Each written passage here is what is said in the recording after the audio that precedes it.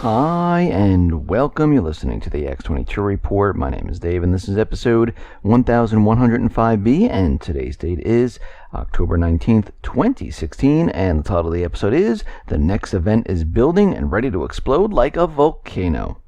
Let's get into the economic collapse, political and geopolitical news. Now, we understand that the powers that be, the U.S. government, the corporations, the central bank, they've been pushing the TTIP, the TPP, CETA, because what they're trying to do is they're trying to set up a one-world government.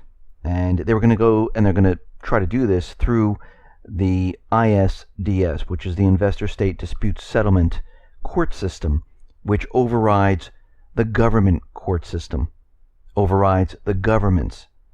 And we can see if they were able to get this into place, which it does exist now, but they wanted to expand this across many countries.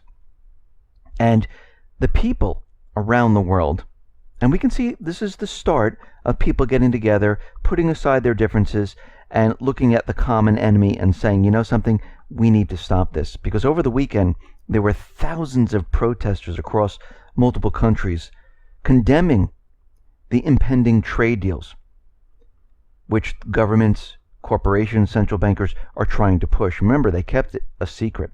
They didn't want people to read it. They didn't want people to know about it.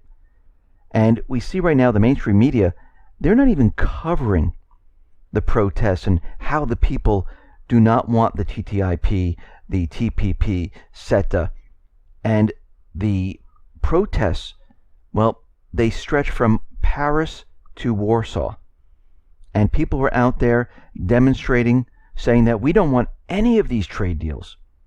And they were chanting, human souls first and profits later. And we can see that this is the beginning of people coming together. And we need to see more of this, where people look at what's going on around them. They realize your neighbor, your family members, just because they have a difference of opinion, a different view on who they like as a candidate, or if they're a different religion, different color, it makes no difference. We're all the same. We are the people. And we need to stop. We need to come together and fight the common enemy. And we can see it's beginning, where people have gotten together to fight this trade deal because they realized how bad it is. And we need to spread this. We need to continue this on. Because if we don't, these central bankers will rule us. The governments will be taken over by a one-world government. We will lose rights. They will make sure of it. And we need to do something about it. And we can see right now we are headed to war. We're headed to a collapse. This is the time where we can object to what they want to do. And that is go to war, send our brothers and sisters, our children, to be killed, to reduce the population, so their entire mess, their lies, over the years, over the many, many, many years, are completely covered up, so they can repeat this whole entire process again. And we can see there is a time and a place where we're going to have to come together and say no more. It's enough. We need people in government that have a backbone, that will say no to the central bank. It's time to get rid of you. We really don't need you. There's no purpose for a central bank. The government, who is working for the people, can create the currency. We don't need to create currency, attach it to interest, have the government create bonds, sell them back to the Federal Reserve, and have the central bank manage the economy for them. We don't need that. It's meaningless. Now, out in the Philippines, we can see things are rapidly deteriorating for the central bankers, the U.S. government, because Duterte right now decided, I'm going to pivot away from the United States.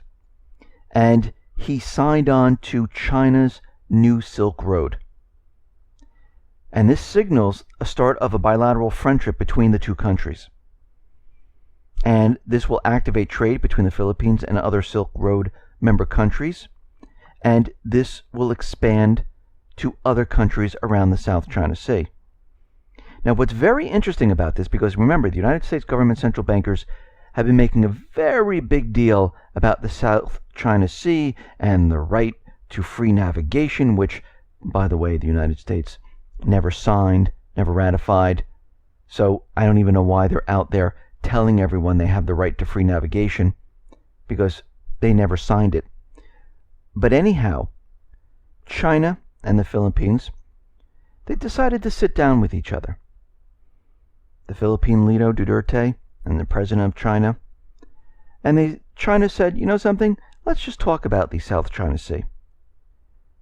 We will give your fishermen access to the South China Sea, no problem.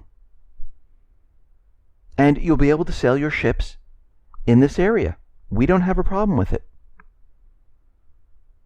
There's no sense to go to war. This is coming from the Chinese president. There's no sense fighting over a body of water. It's better to talk about it. You signed on with us. We have an economic deal together. We have no problem with you sailing your ships here. And there's no reason to go to war over this. Now, if other countries would like to talk to China, we can make the same deal, where there's no reason to be hostile. There's no reason to sail warships in the area to prove a point. Just come and talk to us. We will allow your fishing boats in. We will allow you to bring other ships in. But the United States government central bankers, they don't want this. They want controversy. They need to provoke China in this area. And we can see that there's absolutely no reason for this. We can see that the United States created all of this, again, out of thin air, to create a problem in this area. Now, other countries are going to look at this and say, well, wait a minute. The Philippines, they can bring their ships into this area and China is fine with it? Why don't we do the same? We don't have to have this fight. We don't want to go to war. Who wants to go to war? War just kills people. It destroys your country. It destroys everything, especially if it goes nuclear. So I'm seeing that other countries are going to look at this and say, yeah, let's not stay with the United States on this one.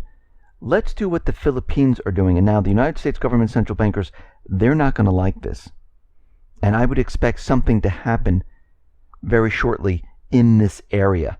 And this is something that we need to watch, because we can see right now this is not what the U.S. government central bankers want at all.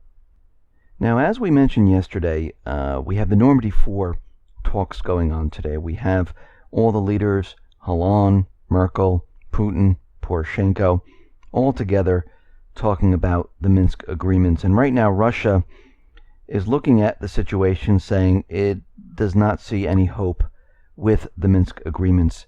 The problem is that Kiev is never going to abide by them. And it looks like they're discussing it, but it looks like this is going to go nowhere. And at the same time this is happening, we're getting reports that foreign mercenaries, they've arrived on the contact line of Donbass. And countries like Poland, the Baltic states, Canada, and the U.S. are sending in foreign mercenaries into this area.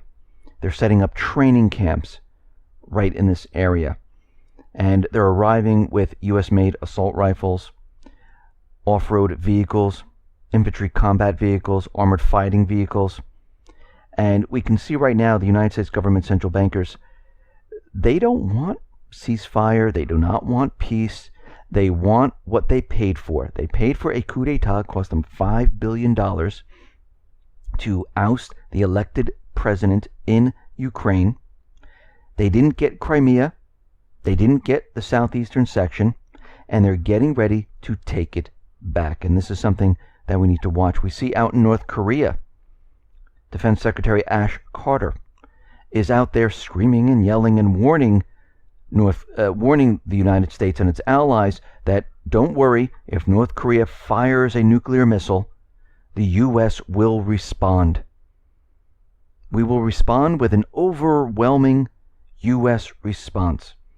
Now, of course, this is during the time period where they want to get that THAAD missile system into South Korea, so they're blowing it completely out of proportion. It would make no sense whatsoever for North Korea to attack any of the allies. First of all, what would be the motive? To fire a nuclear missile at them?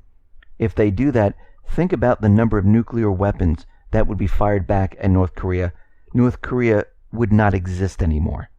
So this would make no sense whatsoever. This is all about bringing in more military assets into the region, so when the United States starts the next war, everything is in place. And we can see right now, this is exactly what they're doing. Because in Norway, we're seeing that U.S. troops are going to be placed inside of Norway as early as January. And they'll be on a rotating basis. The first number of troops will be there will be about 300 or so. And this will be right up on the border of Russia. Now, of course, this is because of Russian aggression. But we can see right now, military assets are being moved into position. Soldiers are being moved into position. And there's a reason why they're doing this. Because they know eventually war is going to break out. This is why they've been placing military assets in caves, replacing the old equipment, bringing in new equipment. And we've been following and tracking this for quite a while, and everything is pretty much in place right now. We see the United States is in Iraq. They are on the front lines in Mosul, and the United States expects the Islamic State to use chemical weapons in Mosul. Now, if you really think about this, this is a perfect cover where the United States can say they're using chemical weapons, everyone fall back, let our soldiers who have the uniforms, the protective gear to go forward. It will enable them to allow the Islamic State to be moved covertly out of Iraq and into Syria. And this has been their plan from the beginning. They want these paid mercenaries to enter Syria to be then moved and filtered up into Aleppo area. And this is what they've been trying to do. We see Russia, they are now sailing their warships to Syria. They pass Norway. Norway has some surveillance photos of the aircraft carrier and other warships. There's 7 in total. And we can see right now that Russia realizes that the United States, well, they're about to push the next event in this area. It's been planned. They're preparing for it. And Russia realizes that this is going to happen. And this is why they've been bringing in the S-300, the S-400. This is why their warships are sailing down into the Mediterranean. This is why they're rebuilding bases, bringing in more military assets. Because the United States, again, they're backed in a corner. And this is not going to end well at all. We see the Syrian forces. They have moved rebels and civilians from Damascus suburb, an estimated about 2,000 people, including about 620 rebels, and their families have been bussed out of the area. They took Syria up on the deal, and they are moving them out of the area. Now, Russia and Syria decided to come up with this ceasefire. They stopped aerial bombing about 48 hours before the ceasefire, and the ceasefire is about 8 hours. And we can see right now that the UN is refusing to deliver aid because they don't have assurances or guarantees from the rebel groups, because they're worried that they will be attacked by the terrorist groups. So they're not moving aid in there at all. So the United States came back and said, see, Russia is stopping the aid from coming in. And Russia came back with, no, the Red Cross, the UN said they don't want to deliver the aid because they're worried about what the terrorists are going to do. Your people. And we can see right now, the United States government central bankers, they don't want a short-term ceasefire. They want a long-term ceasefire because this will keep Aleppo in limbo. But Russia and Syria, they realize, no, we need to clean this out. We need to get rid of the U.S. The U.S. shouldn't even be in Syria. France should not be in Syria. The U.K. should not be in Syria. They were never invited in. They invaded a sovereign country. We see the United States government central bankers, well, they're destroying more and more infrastructure inside of Syria in Deir ez-Zor. They destroyed 2 bridges. And we can see right now they're continually doing this because they're trying to cut off the area where they're creating this safe zone. And we see right now that Russia, they are building an air base, or I should say reconstructing the airfield in eastern Syria, and it's the T4 military airport, and this is about south of Homs, and they are reconstructing it, and they're going to use it for the attacks down in the southern part of Syria. And they're saying that we can use this airbase to attack the Islamic State, to attack al-Nusra, to attack al-Qaeda. Now, the United States government central bankers, they don't like this either. Now, Russia submitted a draft of a proposal to the UNSC about separating the Syrian rebels.